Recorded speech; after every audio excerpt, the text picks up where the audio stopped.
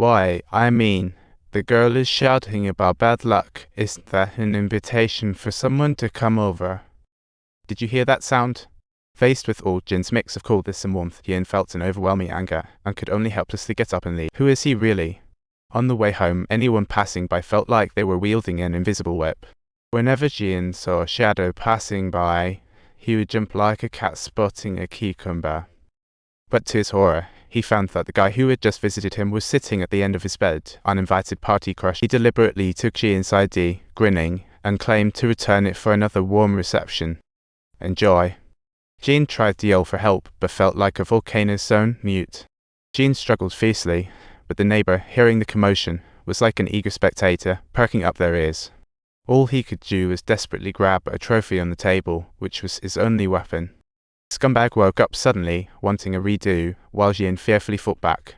The shard of the trophy unexpectedly staged a heroic. The scumbag was severely injured, unable to maintain his bravado, begging in pain, while Jin was already furious, holding onto his last defender.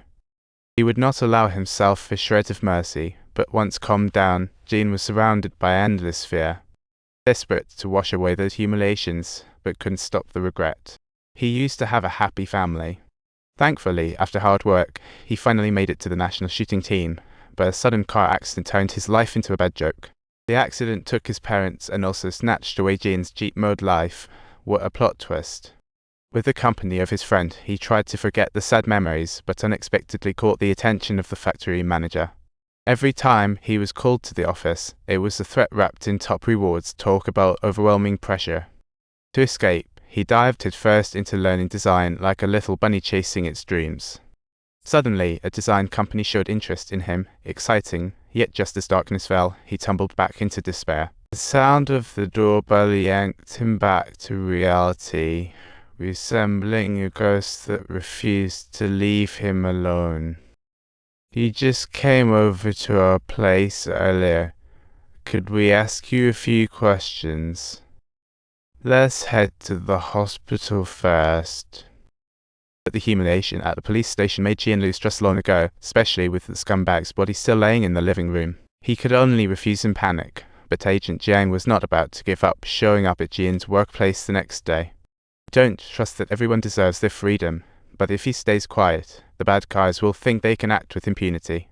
There are other hurt people besides Jian, truly a melancholic pianist.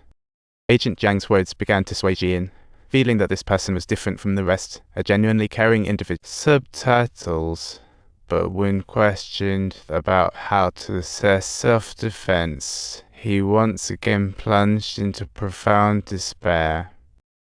The investigation process involved complicated responses. It felt like a psychological marathon, quite the sight. This is Korean law, where the strong go and punish, while the weak face judgment. The last glimmer of hope was extinguished, forcing him to choose to destroy the body to save himself.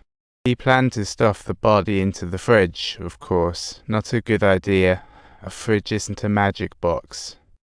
In the end, he crammed the corpse into a handbag and quietly left home under the cover of night to dump it. Yet to his utter surprise, he was detected by old Jin. Agent Jiang learned about old Jin's behavior, truly a character who couldn't learn from his mistakes. A friend's boyfriend, wanting to apologize at old Jin's door, mistook him for the troublemaker from that night. This made old Jin, who had already been suspicious of Yin, all the more firmly convinced of his own view. Faced with old Jin's ugly demeanor, Jin chose to turn and walk away. But old Jin had no intention of letting him go. The bag slipped out during the tugging.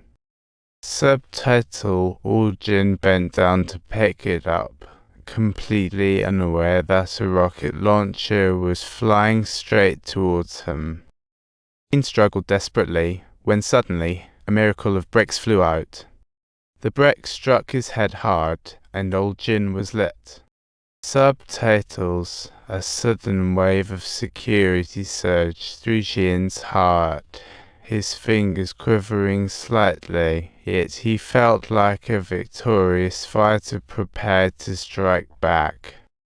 Subtitles. It seemed as if there was a sports car racing in his heart. He gently inclined his body to the side, completely filled with an urge to shoot, as if he had turned into a hero. The emotions exploded in an instant, causing him to feel broken, but the psychological pressure was unbearable. He wanted to end it all. Everything felt like a reverse nightmare. The inner rage surged uncontrollably, and the desire for revenge grew quietly.